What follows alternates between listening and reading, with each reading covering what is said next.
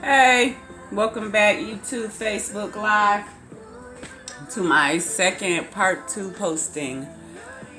Uh, Meet Baby Daddy number 2, Satan's Minion.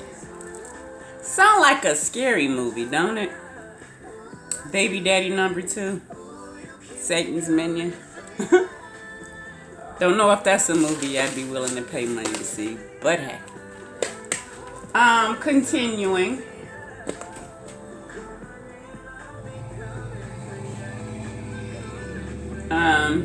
Watching my door because my children don't know how to knock. They just walk in and then they get mad because they see me recording. And you're like, dang, well, learn to knock on my door, okay?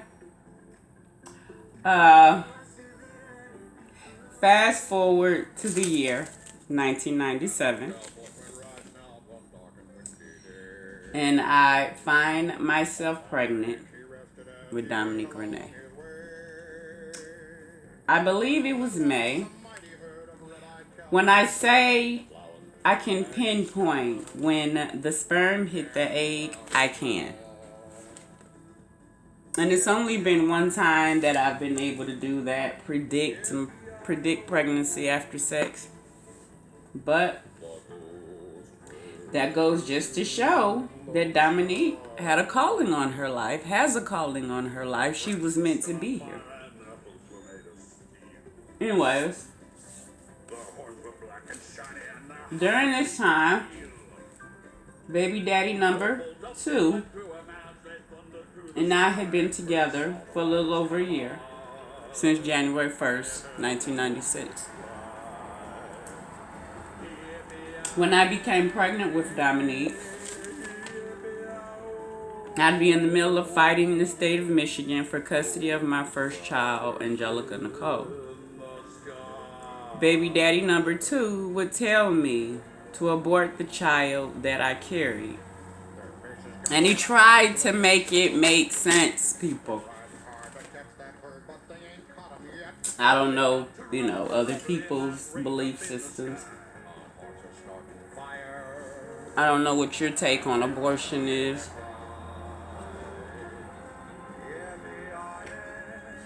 I don't know if you're one of those people, male or female, that believes in a woman's right to choose. I have this shirt, if I can find it. But I have this shirt right here, and it says, "My body, not yours." Now you have men out here that believe if they lay down with a woman,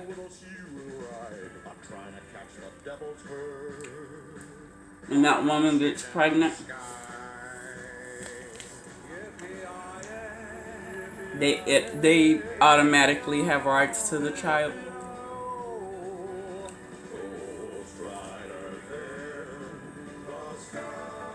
Well,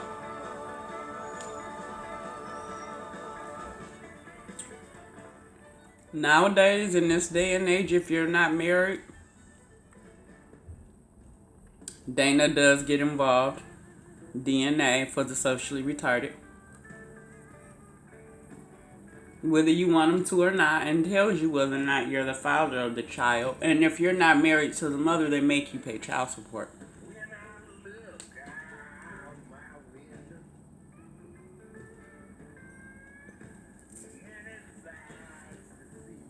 Especially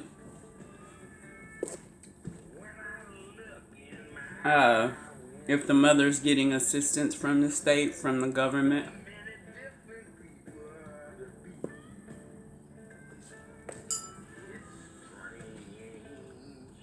And that was baby daddy's number 2 issue. When I told him I was pregnant. Let me see. Like I said, he didn't ask me to get an abortion. This is how he put it. Well, I got 2 kids I can't see. And you got Angelica in the foster care system that we're fighting for. We weren't fighting for anybody. And it wasn't until later on, some 18, 17, 18 years later, the real reason he couldn't see his kids. Because he literally tried to beat his ex-wife to death, and the ex-wife got legal help. And he had to pay child support. I was with him. You forget I was with you during this time, sweetness. And I did. I felt so bad for him because I'm like, oh my, because I heard all these stories about this woman. I might have saw her once or twice my whole life. She cheated on him with his best friend. She did this. She did that. She was lazy. Regardless of the fact she might have been all that. But you apparently thought you owned her and you tried to beat the living shit out of her. This is why you couldn't see your kids. This is why you didn't have access to your kids. See, shit happens in the dark does come to light eventually. Remember that, people. And then, like I said, and he was real nice and sweet about it. He was like, and we don't have Angel, and you fighting for Angel, and we weren't doing anything. He was not doing anything to help me get Angel out of the foster care system. He kept me depressed. He kept me dependent on him. He dogged me out. Same thing he does to Dominique now. He brings up the past. He brings up the family history. And he makes you feel this small. But that's how the enemy works. That's how the enemy and his minions work. Anyways. Let me see. Of course, Satan and his minions are all about... Of course, Satan and his minions are all for ending life, but at the age of 22, I didn't know I had conceived a child with the minion of Satan. I can remember sitting on the bathroom floor of an individual's home, crying as I made a phone call, one I'd never made before. Do you know how it feels to be pregnant? First of all, to be pregnant. And you've got one child in a foster care system that you're fighting for. You don't have any family. You don't have any help.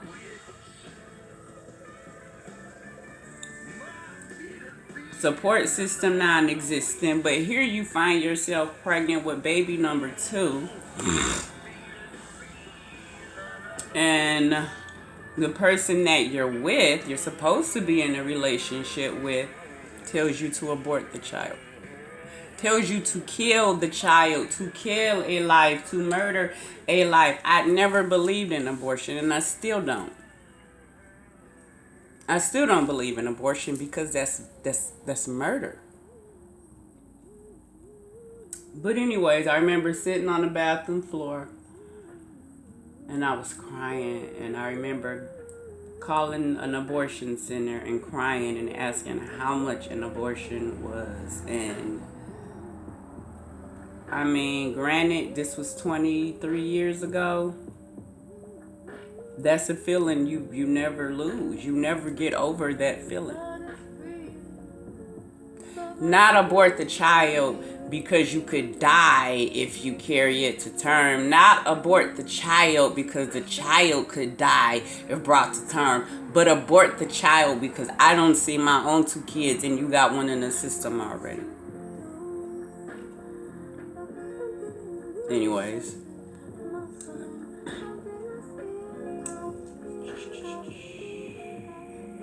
Needless to say, I didn't make the appointment, and even though Baby daddy number 2 tried to keep the pregnancy a secret from his own parents, and I tried to keep it from the state. A pregnancy cannot be kept secret.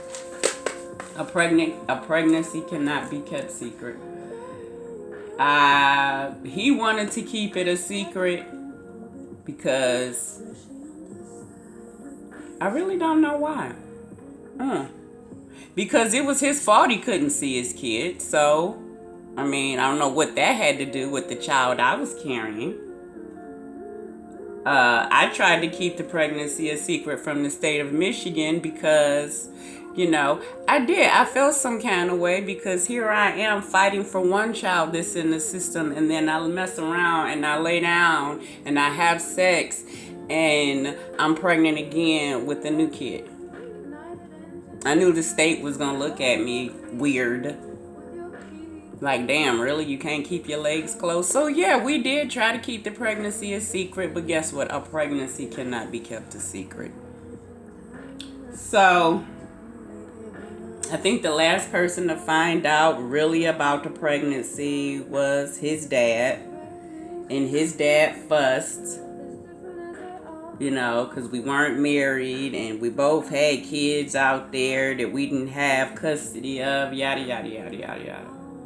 But when I was about 6 months pregnant with Dominique, we had an issue where I was high risk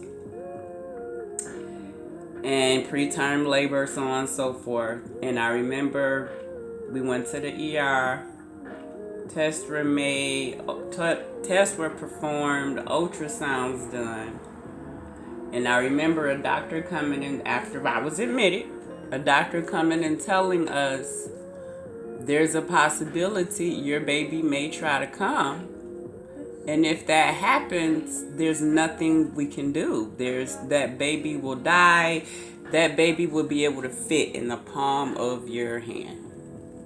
All we can do is keep that baby comfortable. Baby daddy 2's response, well, at least we have Angel, but we didn't have Angel. The state had Angel. I was fighting for custody of Angelica. Baby daddy number 2 wasn't doing anything. But that was his response to, oh, your child may die. Wow. Once again, it shows that my child has a calling on her life, regardless of what she's going through now. Regardless of what her biological father is doing to her and against her. Regardless of what the minions of Satan are doing around her, she still has a calling on her life. And I have to stress that here, when I see her, when I talk to her, you have a calling on your life. Praise God. Anyhow.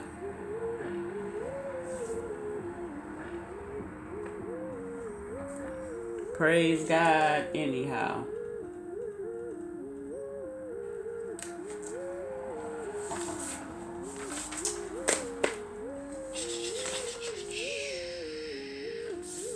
But, I look back on all of this. I look back on the beginning, the end. Well, we haven't reached the end yet. I don't know when the end is coming, but it's coming. But it's amazing what people try to say, what people try to do to make other people look bad. It's actually quite scary. And what happens when you don't know God? What happens when those on your path, those that you think mean you good, mean you nothing but harm? And that is their purpose in your life, to break you down, to keep you down, to keep you dependent on them. because they don't have shit going for themselves.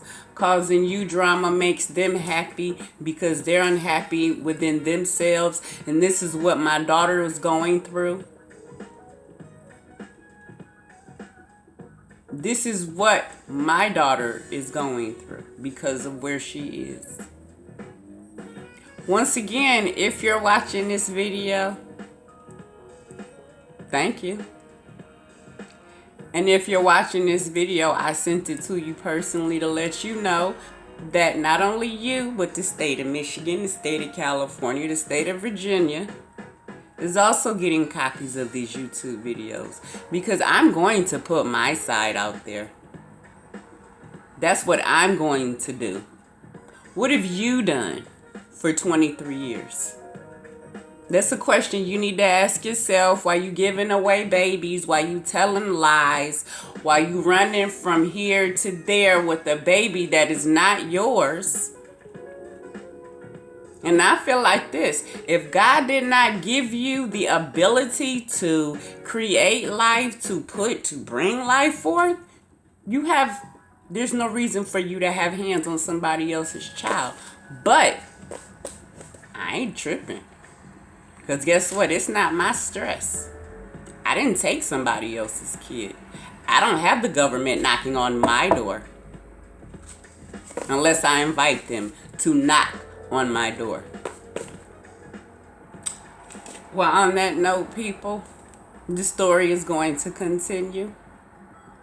I gotta get the rest of my day started because it is 8:26 in the morning. I've been up since 3, so unfortunately the rest of the ward is up. It's just up. So hopefully I can get some shit done, send some documents off, take care of some business. On that note, you all enjoy the rest of your day, and I'll holler at you later.